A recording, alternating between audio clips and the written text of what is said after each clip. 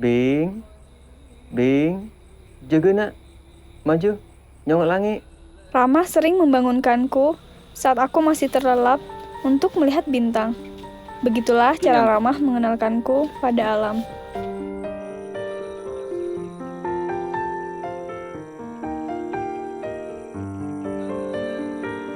Mah, roh bintang apa, Mah? Sidi maping. Arwah, Mah. Arwah. Ruah. Nyamana bintang kecora.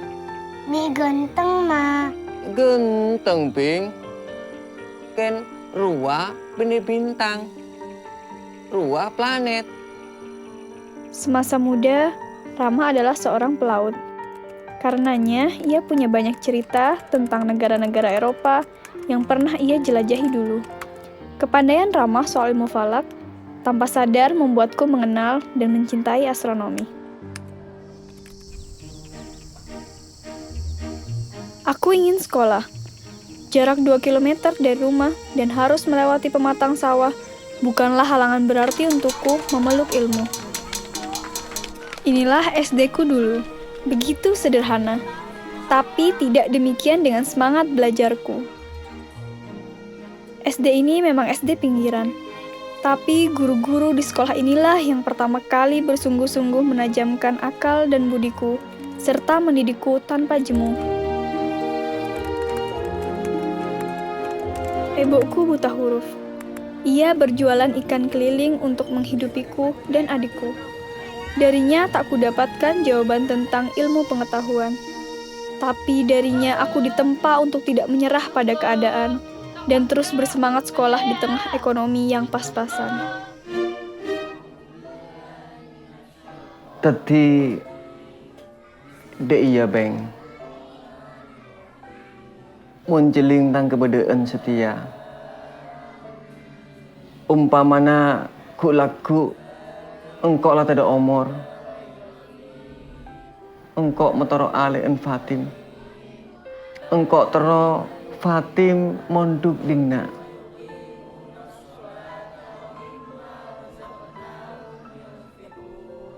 Om. Ramah menemui kakak sepupuku yang memiliki pesantren. Siapa yang menyangka bahwa itu adalah wasiat terakhir Ramah. Ramah meninggal saat aku masih kelas 6 SD. Ramah bahkan tak sempat tahu kalau aku meraih nilai ujian nasional tertinggi di sekolah.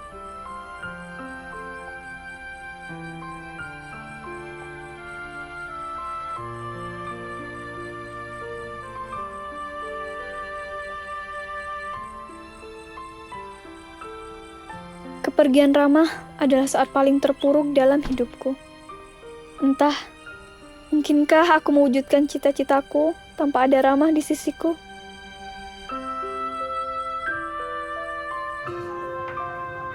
Di tengah kondisi sulit sepeninggal Ramah, Bu Ama tetap menyemangatiku untuk terus sekolah. Di rumah, Mama. Udah tadi buat biaya terus sekolahkan Fatim. Tak bisa Fatim nikah anak cerdas. Oh, tak sekolah lagi. Sekolah. Oke. Terus kelangkong, oke. Fatim, Aisyah, main mulai. Ebo tidak ingin mengabaikan wasiat Ramah, tapi pesan Bu Ama menambah keyakinan Ebo bahwa aku harus sekolah. Maka aku pun mengikuti ujian seleksi masuk SMPN 1 Sampang. Betapa paniknya aku. Bukan karena aku tidak tahu jawaban soal-soal ujian itu, tapi aku tidak mengerti bagaimana cara mengisi di lembar jawaban komputerisasi.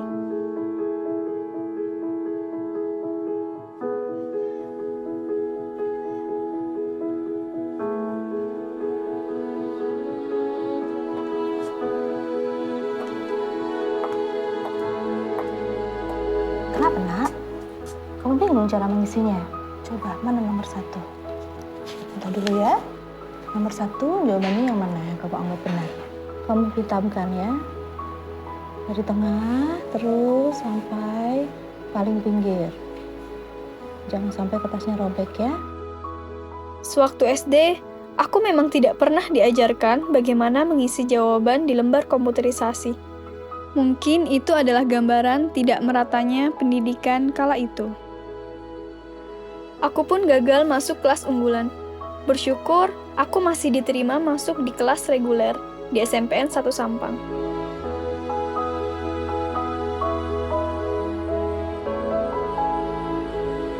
Juli 2006. Begitu maraknya pemberitaan soal Andi Octavian Latif. Ia adalah anak Madura dari keluarga sederhana yang berhasil meraih emas di Olimpiade Fisika Internasional. Sejak itu aku menemukan sosok idola baru. Aku ingin seperti dia, meraih emas di Olimpiade Sains Nasional dan Internasional.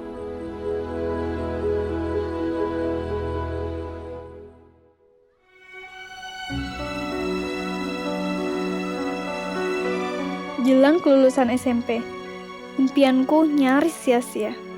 Karena Ebo lagi-lagi tak punya biaya untuk menyekolahkanku ke SMA. Tapi Allah menjawab doaku. SMAN 1 Sampang mengadakan ajang kompetensi siswa. Pemenangnya berhak menjadi siswa SMAN 1 Sampang tanpa harus mengikuti ujian seleksi masuk dan dibebaskan membayar SPP selama 1 tahun. Aku berhasil memenangkan lomba itu. Semoga ini menjadi jalan pembuka untuk mewujudkan impianku. Di SMA, aku semakin menyukai pelajaran fisika. Nilai rapotku sempurna. Melihat nilai fisikaku yang baik, juga ketertarikanku pada astronomi, membuat pihak sekolah memintaku untuk ikut seleksi Olimpiade Sains Kabupaten bidang astronomi. Tak disangka, aku memenangkan OSK Sampang bidang astronomi. Besar juga ketakutanku menghadapi OSP Jawa Timur. Tapi, Bu Ani terus mendukung dan meyakinkanku untuk percaya pada kemampuan diriku sendiri. Fatin takut gagal, Bu. Gak usah peduli kata orang, kamu pasti bisa.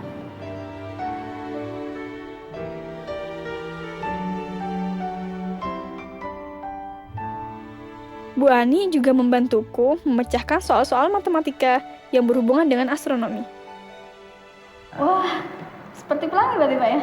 Ada iya. hubungannya Pak pelangi sama fenomena yang ini? Iya, memang ada hubungannya. Karena ini kan dihasilkan dari cahaya polikromatis. Nah, cahaya matahari itu juga ada cahaya yang polikromatis, bukan satu warna. Karena dihasilkan dari unsur-unsur yang ada di matahari yang mendapat tekanan dan suhu yang sangat tinggi. 15 derajat dari Alpha Centauri, terus 5. Di rumah aja apa aja ngasongayan? Ngasongayan. Ini tengah ada bintangnya, berarti air. Iya. Ngaji. Boleh. Bintang apa boleh? Bintang nangkal. Umi nenekku begitu setia menemaniku belajar. Pengetahuannya tentang mitologi perbintangan memperkaya pemahaman astronomiku. Iya, ngaji.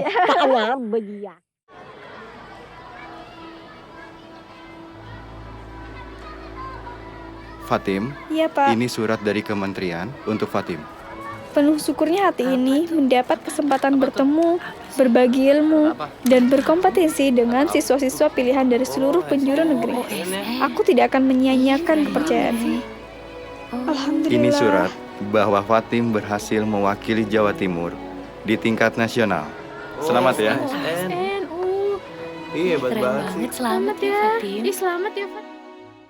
Saudara, prestasi besar bisa dilahirkan di mana saja. Dari dalam gubuk berlantai tanah di Dusun Dualas Angon Sayan, Sampang, lahir juara Olimpiade Sains Nasional bidang astronomi.